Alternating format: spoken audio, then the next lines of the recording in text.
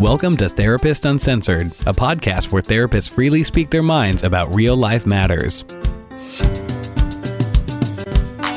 Welcome back to Therapist Uncensored. This is a podcast that we unwrap the science of interpersonal relationships in a usable and friendly way. And we want to spread the word as far and wide as possible because we're really passionate about it.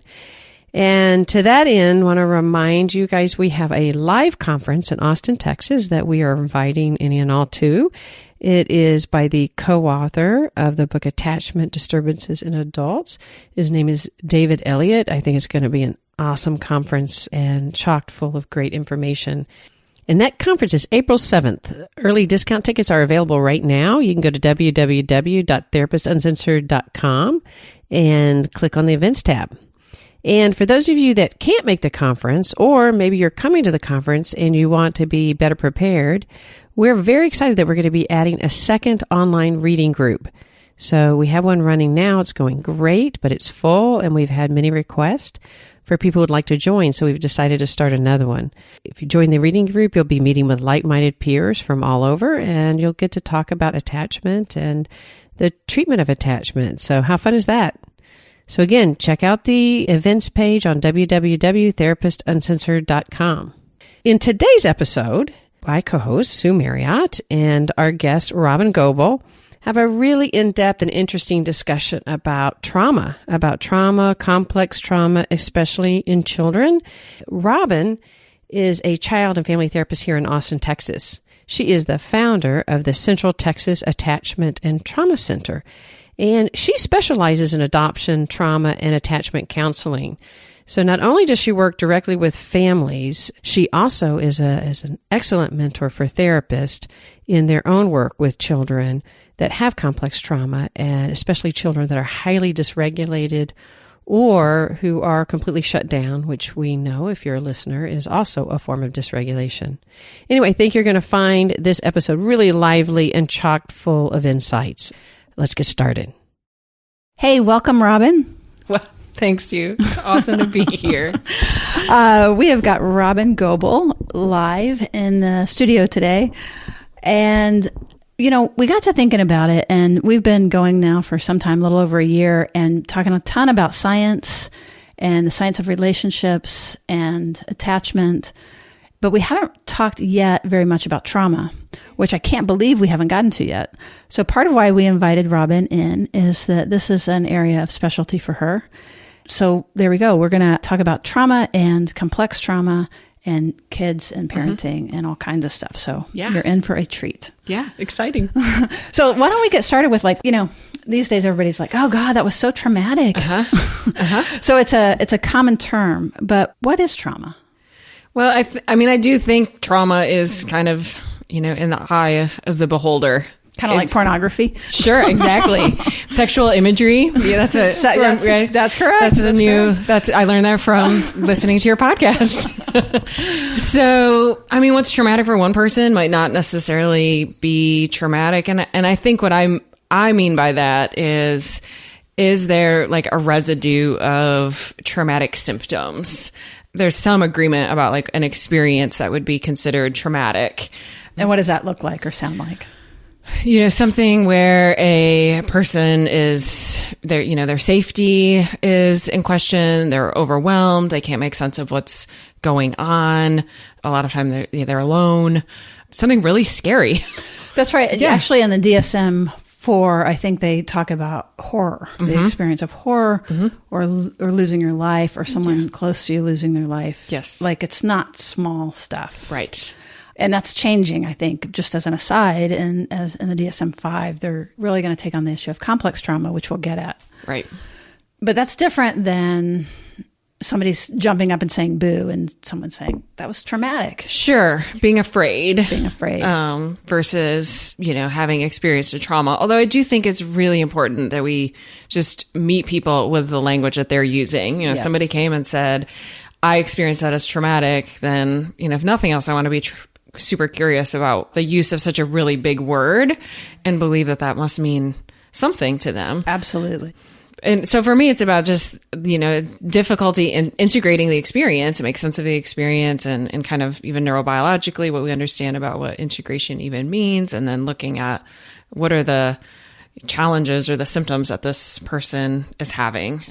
That's right. And so you brought up the neurobiology of it, which is great because that is definitely a way that we think of it as it's kind of an encapsulated experience that isn't, so that when we think of it, often we have these kinds of arousal that is different than just something bad that has happened. Right. It's more of like falling into a pocket where that we begin to feel what we felt. Or we really avoid going anywhere near it. Something that will trigger that. That's right. So that's the avoidance or the intrusion, I think, is kind of the sort of the general idea. Yeah, I think just about how, we know or understand or believe we know in 2018 about just like memory processing and, when the implicit and the explicit just aren't allowed the ability to integrate in the way we would want them to. And then all that implicit residue just remains and can become activated and really take you over in the here and now as if it's happening again right now.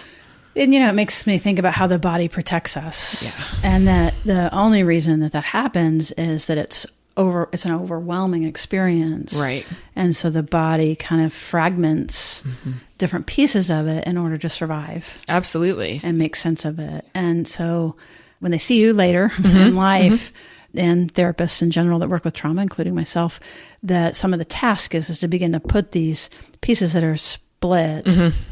And that might be the memory of it, or I might remember it entirely, but don't feel a lot about it. I can show you a PowerPoint. Yep. Bullets. Yep.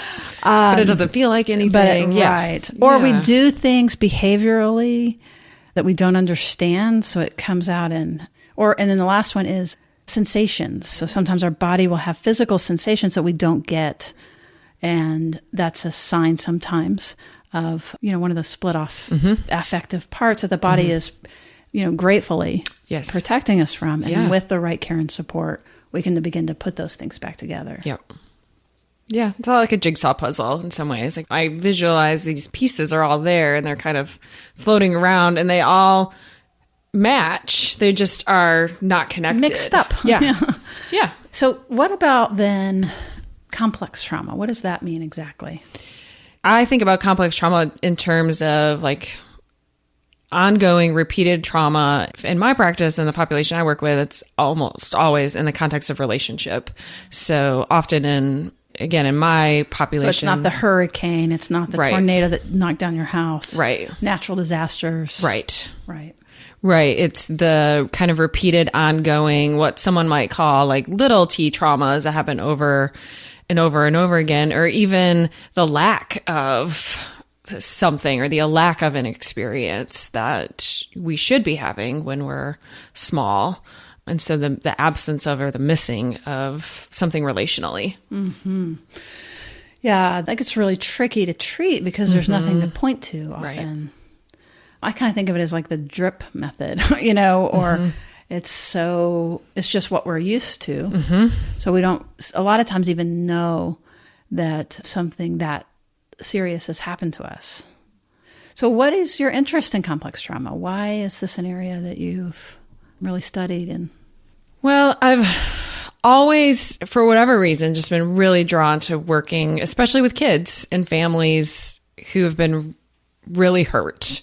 That led me to being interested in working with adoptive families. And then I found this overlap and that I do work with families who've adopted kids at birth. The vast majority of the families that I work with have adopted kids internationally, after orphanage care, after, repeated moves, or after really extreme neglect or deprivation. And then just growing fascination in how these earliest experiences have left the imprint that they've left, and really wanting to value and honor that and put it into context with whatever challenges or behaviors we're seeing with kids in the here and now. Also still holding on to like, that doesn't have to be a death sentence. So we don't need to look at the complex trauma and say like, oh, well, it is what it is. We can't do anything about it. It was so terrible. Trying to merge those two pieces together of honoring it while also saying, and here's what we do. Yeah, that's so great. I'm so glad you said that, because it's often that it's, as you begin to study this, I think of Alan Shore in particular, we're really good at now with the science these days and the research at documenting the neurological effects of all these things that you're speaking of. Yep. And sometimes the permanency of them. Yeah. And I know I've experienced where that I'm reading about it and understanding it and trying to put things together, and it can get very depressing and can lead to a feeling of hopelessness as you really understand the biology. But that's not at all our message, and that's not the whole story at all. Right. Absolutely not. And I think it's been fun. This is a fun time to be a therapist, I think, and all of this information that we're getting and understanding that I think can be so validating to people's struggles, while also saying, but there's so much that we can do. Like, we can change the brain and we can change the relationship. We can, we can change these things all the way up until the end. Right. As you skid into the grave. Yeah, absolutely. You can still have neuroplasticity. Right. And that's really one of the biggest reasons I love working with families with young kids. And I love working with adoptive families, that we have this opportunity when kids are so small still to like lay some groundwork or, make some shifts in a time where they're, cared for and have a community, or it's just harder with adults at times that don't have a real strong network, or they're maybe not in a relationship or not partnered, that can feel harder. That is such a great point. And, so many therapists are really scared to work with little kids. Yeah. For many good reasons. Yeah. But that is such a great point that I hadn't thought of. Just kind of like when you work with a couple early on, there is, you don't have all the stuff you're having to undo. Right. And you're right. Working with adults, this has been decades. Yes. Versus a 6-year-old, which you do real little ones. Yeah. I love the little ones. The littler, the better. And, and I can support their families and care for their families. And then, that gives the opportunity for them to care and support for their little ones. And for that to occur still when they're small and in a family and in this safe place can really be profound. And sometimes it's not always obvious. Sometimes I just have to have a lot of hope that this matters right now, that when this kiddo is older, or when they are partnered, or when they are married, or when they have families, that's in there. We can excavate it. Do you do extended sessions, like long sessions or anything, or frequent sessions, or? I run a pretty typical 55-minute session. I'm really involved with families though. So sometimes that session's only parents. Sometimes we're all together. It varies, but I run pretty traditional 55-minute sessions. I was just imagining as I was sort of sinking into that, just wanting to fill these kids up, but at the same time, it's how much can you absorb in one setting? Well, and that's why I work so closely with families, because an hour a week of therapy with a kiddo with the history that these kids have is, it's better than nothing. Right. No, but that's tough. I work so closely with families because I have the ability to really support their parents in a way that they can provide essentially a therapeutic environment for them. And then that amplifies the impact times 1,000. Right? No, I really believe like kids heal inside families, inside the relationships that are inside their, attachment relationships inside their family. And so if I can get in there and get in with that and help that's absolutely what I want to do.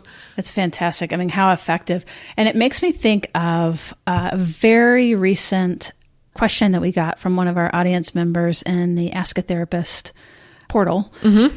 And I don't have the first name of that person that sent that in front of me, but the question was, and it gets to what you're talking about, is that some people have been listening and begin to become aware, whether you're in therapy or through this, whatever format of, I'll just transfer this to talking about myself. So as I become aware of my own history and how my history and the pain of my history that I haven't put together yet because, right, it's fractured. Right. And I begin to put this together, and then I begin to see how it's being reenacted with my child. Yeah.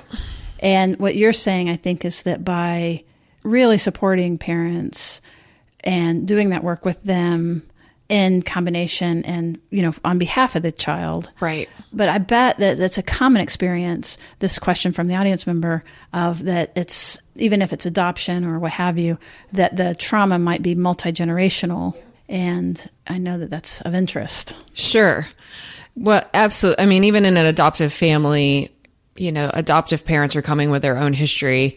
And in some ways, it's even more complicated because our biological children, like attachment patterns, they're kind of designed to match up with ours. Right. But we're bringing these two totally different systems and putting them together. And there can definitely be some fireworks. But yeah, absolutely. It's just about how the trauma is stored in the body and these implicit ways that we kind of move through the world based on our history, and developing some awareness about what those are and how they happened and why they came to be, and developing compassion for that. And I think I hope that's one of the biggest places of impact I have with my families, is helping parents find like their compassion for themselves as they start to notice, oh, this is hard for me, or, oh, because of my history, this is hard for me. Or the awareness is important, but we can't do anything with that until we can develop some care and holding and some compassion for that. And that's a much more effective way for me to intervene with a family system than to spend 55 minutes alone with a child every week. Oh, it's just so smart and brilliant. And fortunately, and we'll reference this again at the end of the podcast, Robyn offers some webinars and things like that for parents. So if you're listening and your ears are perked up, just stay tuned because we'll certainly get to that. So you're speaking of self-compassion, and it is such a key. And again, as an aside, there is a podcast where we interviewed Kristen Neff early on. So again, those of you that are listening, they're like, I need some of that. Yeah. And who doesn't? We all. Besides the interview itself being really good, that it's packed full of resources about self-compassion that are free and accessible. So be sure and check that out. But I love what you're saying because, typically when we screw up with our kids, which happens, anybody. All the time. All the time. Every me day. too. Yes, exactly. That we can either, there's lots of things we can do with that, but particularly if we have complex history. Yes. Then we might want to deny that happened. Yeah. Or maybe beat ourselves up about that happening. Yeah. And this offers something else to do where that you're really acknowledging it and taking responsibility for it. Yes. But that it has to come with care. Yeah. Well, that's the magic equation it's right the elixir, there, right? That everybody messes up. I mess up all the time. I could probably list 5 things. I've only seen my kid for 5 minutes today. But we're always misattuning and messing up or feeling stressed or whatever. And the ability to notice and tolerate it and then go back and repair that is far more important than actually attempting to be perfect or always get it right. And I think what you're saying is if we're compassionate about that, we're going to be much more in shape to be able to take the responsibility and do something about it. Yeah, absolutely. It also makes me think of couples. So when you, for example, if you saw your husband screaming at the kids, right? Can you speak at all to that? What about that probably very common scenario where somebody's dysregulated and somebody's not? Right. Well, I've just had a conversation about this that, in an ideal situation, we get to the point with our partners where we believe in our core that if our partner is intervening, it's because they care about us and they really want to be helpful, not that they, want to usurp our authority or be critical, but that we're on the same team and that we are both vulnerable to messing up or to losing our cool or getting really dysregulated. And I mean, I would say that's been true for me personally. Like when I finally was able to believe that, like, if my husband comes in to say like, whoa, Tag, you're out. Like, right. Why don't you let me take over? That's coming from a place of compassion in him, that he's not judging me for quote unquote messing up. It's about like, whoa, you need help. You need help here. I'm feeling calmer. I can help you. And that I have to believe that. Like, I have to believe it's coming from a place. What if you compassion. don't believe that? What if because of your history, you're already a little dysregulated with your child, he comes in, and you're not necessarily experiencing that yet, that it's on your behalf. Are there any tips for the partner that is wanting to help, where that they've lost a little contact? You know what I mean? Any thoughts about that? Well, I think it's helpful to talk about it ahead of time, like to find a neutral space to be like, hey, when I'm losing my cool, this would be helpful, or I need to hear this, and to make arrangements and agreements about how you're going to intervene, whether it be like a tap on the shoulder or some sort of hand gesture, or even the words that you say. Like, it might be really helpful to hear certain specific words from your spouse before they say, yes, Tag, you're out. I love that. Is make it paint by numbers. Yeah. Tell people what you need. Yes. Ask for it. That's awesome. Yeah.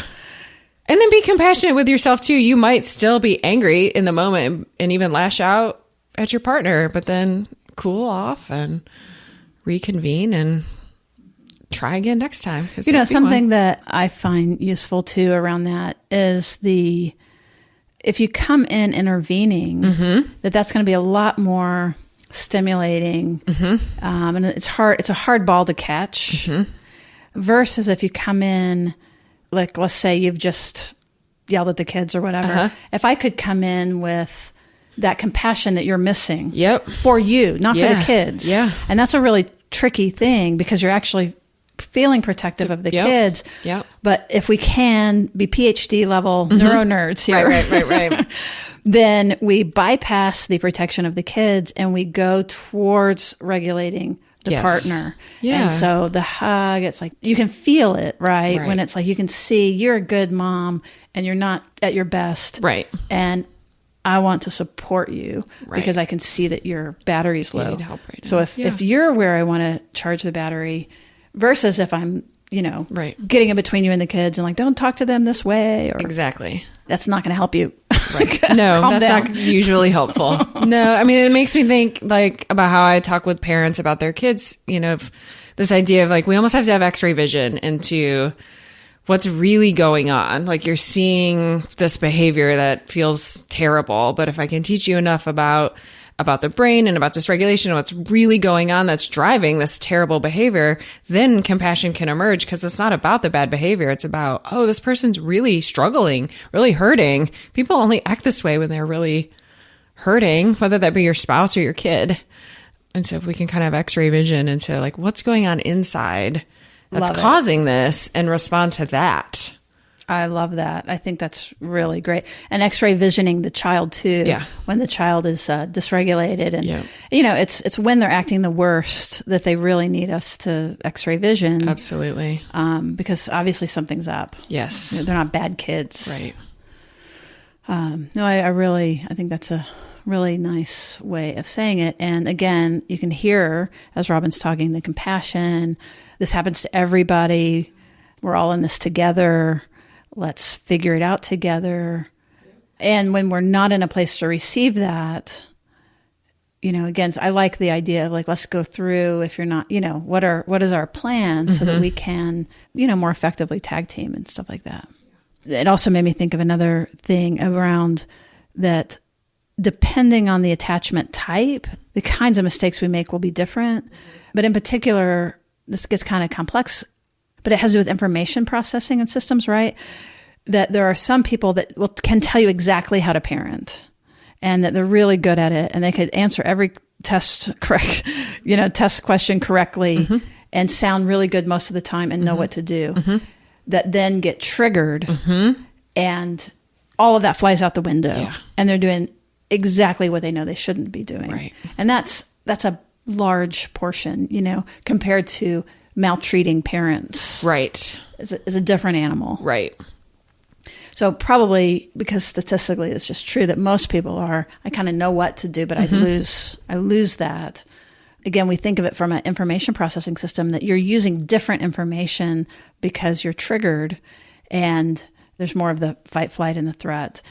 And that's why we need the compassion, is to move us into a wider information processing part of our mind. Right.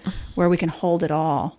Yeah. And still respond. Well, and respond to what's actually happening right here in front of me, as opposed to the flood of helplessness or hopelessness or overwhelm or, that's getting evoked inside that pulls us away from what's actually even happening right here in front of me. Oh, I think that's great. And you do a lot of work with parents in particular and little kids, as we've said. Are there things we could deliver today that you could let people know? Like, here are a couple of things I've learned in my practice and all my study and adoption and in trauma. Are there some takeaways that you would really want to get across to people? I think a huge takeaway we just really covered about this space of recognizing that every single one of us in any exact moment is just doing the best that we can. And that's our kids and that's us. And, when we can come to a space of really believing that, then I think that really opens up, one, our compassion, and two, our curiosity about like, what's happening here? Why has this disintegrated to this place? And again, when that curiosity and that compassion kind of opens up, then that's when I think we have the ability to, one, just make an authentic repair, and two, make some actual, inner changes in our nervous system that allows, change to be long-term. Yeah. And that makes me think too of shame and how big a component that is often with trauma, but particularly complex trauma. Because as you said, it's more likely to be interpersonally based. I don't mean to keep plugging some of our podcasts, but the one we just interviewed Steve Finn, who talked in depth about healthy shame and not enough shame and all the forms of shame in episode 51, I believe it was. So if anybody's sitting there listening and feeling badly or guilty about some of their parenting, I think that's a good one to tap into, because it's doing exactly what you're telling us to do, which is, and some of what he talks about is like moving from shame to guilt. Right. So yeah, if we've done something that we should feel badly about in our parenting, right, or even if the child has done something that they should be ashamed of, that still needs to be addressed. This isn't just coddle. Exactly. No, absolutely not. Like, with finding and helping parents realize this kind of balance of what I might call like structure nurture. Structure nurture. Say more about that. We're gonna if we're too over accommodating or we're too kind of quote unquote nurturing, and I can see that with my population with parents who are parenting really hurt kids, like, oh, their past has been so bad, or they start to understand the trauma and they swing to like, oh, they just can't help it, or and then they lose what I would call structure, that there's just too much. Oh, this is just so sad, they can't help it. And no kind of raising the bar and helping them, move to their highest potential, really.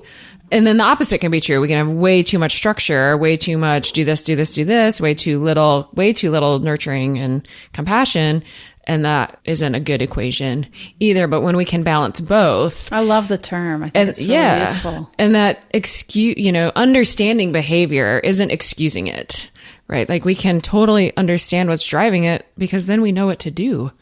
When I'm searching for like, why is this happening? Why is it, what was happening? What was dysregulating? Or let's look at the environment, or see, was it too overstimulating? Was it too loud? Was it too, like, there's so many reasons a kid could be on the edge of being dysregulated. It's not about, oh, well, they just couldn't help it. It's about, okay, well, when we understand what's going on, then we can attempt to make some shifts and attempt to support this kid in a better way. And if nothing else, avoid going at them from a shaming stance. Because if we understand why somebody's acting a certain way or behaving a certain way, we're much less likely to go at them with shame. But I just watch kids and parents' shames dance with each other, right? Like, complex trauma shame is inherent in that. And so if we match up a kiddo with complex trauma with a parent with a history of their own trauma, their shame just like meets together in the room and has this fireworks party. Well, I really like this notion of the structured nurturance, partly because, let's say, especially if the child has behavioral issues, and, I'm wanting to be a good parent, but, they act out in public or whatever. My capacity to, I shouldn't just understand this is what you're saying. I'm just kind of saying it again, but because not only, is not giving them the live feedback about socialization and how to get along in the world and help them be more likable, which is good. But also just, I can't handle that too long. Yeah. And so it's protective of the parent of we do need the structure to all get along and that the parents get to need that. Yes. Yeah. And kids need that, you know, to be in a family where there isn't structure, there's not boundaries or expectations or mutual understanding would be in itself traumatic. That's right. It would feel very scary. Kind of mergy. Yes. So, and that can be a really tough balance. It's for all sorts of reasons, it's a really tough balance. But I emphasize really strongly to families, and I'm not asking you to give them a free pass. Let's understand what's going on. It's the same when your car breaks down. I've got to know why it's not working or I could fix 5 different things and it could still not work. Maybe it just needed gas. Maybe that's why it wasn't going anymore. It could be a very simple problem, but we have to know why. Otherwise we're not going to, we might change the behavior in the moment, but we're not going to do anything long term. That's great. That's really great. And does anything else come to mind about things that you sort of takeaways that if there's a listener that is in a situation like this that you would want them to know? Well, I think the next thing that just kind of popped into my mind, which I suppose is similar to what we said, but this ability to depersonalize what's happening. And that's true about any relational experience, right? Totally. It's not about me? What do you mean? What? But with parenting in general, right? Parenting is so personal and so scary and so vulnerable and so wide open for judgment in our culture and our society. And we have this belief that the way our children behave, is like a report card for how good of a parent we are. And absolutely none of those things are true. I'm totally experiencing that right now. I'm re-experiencing it. My kids are old. They're teenagers now. So that part's good. But I just got a puppy. And yes. and he has very bad behavior. Yes. He's only 3 months old. So of course he does, right? But, of course. But I even feel it about that. I'm a terrible puppy parent. Yeah. Right. This totally reflects on me. Right. As opposed to he's doing his puppy thing. Yes, this he's is being a puppy. exactly what he's supposed to do right now. That doesn't mean we don't teach him to stop. Right. But to this is so appropriate. Of course he's doing this, which also allows us to really reflect back delight and enjoyment and preciousness while also still holding, but we can't do this. Oh, I really like that you mentioned delight. Yeah. That's very much one of the pillars of raising secure kids. Yeah. Is being happy to see them, which is really important. Yep. But I had another thought about the puppy that is related, I think, which is that I can also feel myself wanting to, I know where I want him to get. And then when he's not there, it's there's an impulse both ways of, either overcorrecting or I can't have him around people. You know what I mean? Like overcorrecting the other way of this, I just can't deal with this. Right. He's just a bad dog. Right. I'm not actually there, but I'm just saying, I can feel it's very easy to do either one.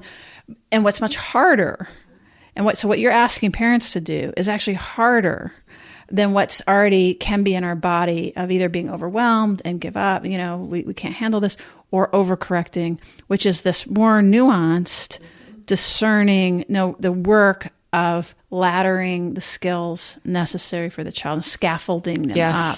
It's a lot of scaffolding. And knowing where the scaffold is, being able to have the steps be reachable. Right. But that's, I can sense in myself, it's I really have to train him. That is every day, and this is a parenting concept, right? It's every day using the learning opportunities and the connecting opportunities. Absolutely. And especially, that's true about all parenting. I have a 11-year-old. He's my biological kid. He doesn't have a history of complex trauma. And that's true in my house. But when I bring in an 8-year-old who's lived in an orphanage or lived in a, deprived environment, and the scaffolding needs to exist on such a totally different level. And then the complication of, in some ways, this kid's totally 8. And in some ways, this kid needs to be cared for practically like an infant. And the confusion in that and the complexity in that. And like, there's just so many more pitfalls, I think, for parents to fall into their own shame of I'm not good at this. Right. I'm terrible at this. Because they can see the behavior problems. Right. Or being defensive against it. And my kid is just bad. Right. So 2 things really quickly. We're talking about scaffolding. Yes. So we probably want to loop back around and say a little more what we mean by that. Sure. But then also, so it's like it's building the internal structure and the different foundation, places to stand, basically, kind of like a ladder.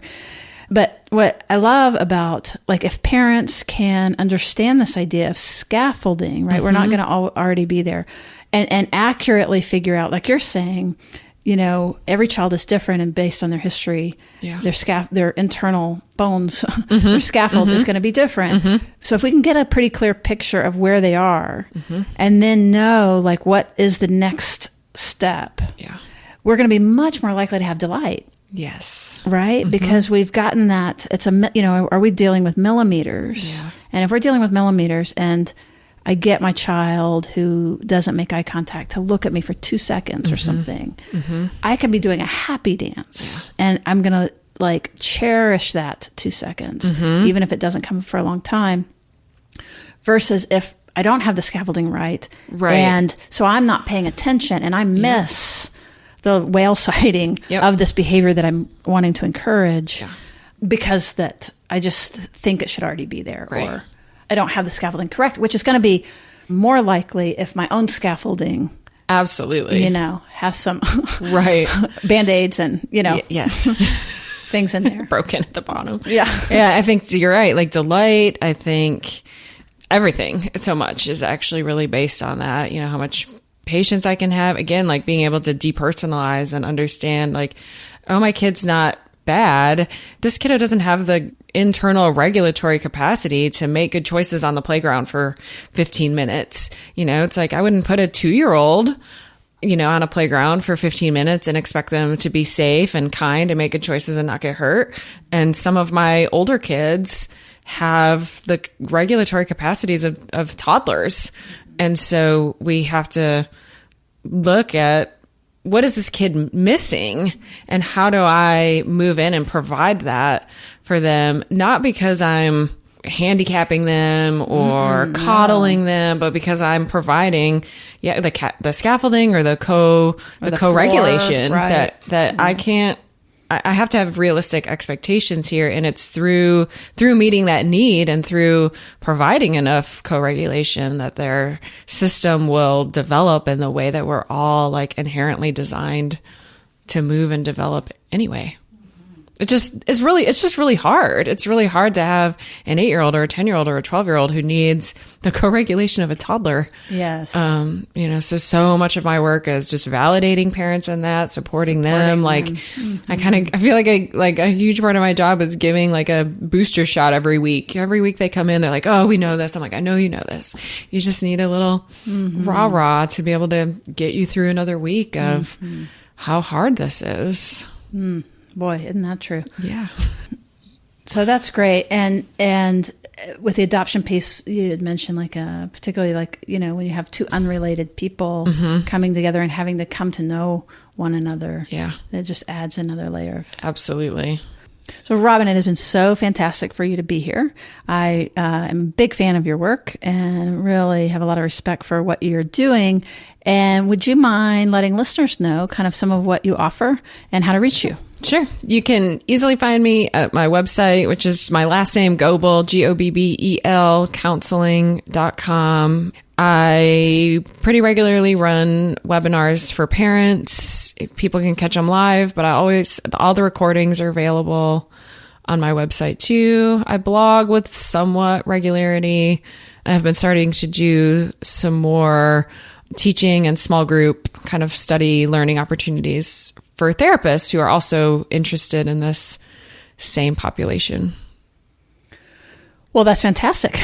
And we've covered a lot of ground, and I think that this was really a great conversation. And I know, because I get the notes afterwards, that people will really appreciate it. And, this is a topic that we're going to go into more related to adult trauma and things like that. But it's just so important. And we can't talk about biology and interpersonal relationships without talking about trauma and complex trauma.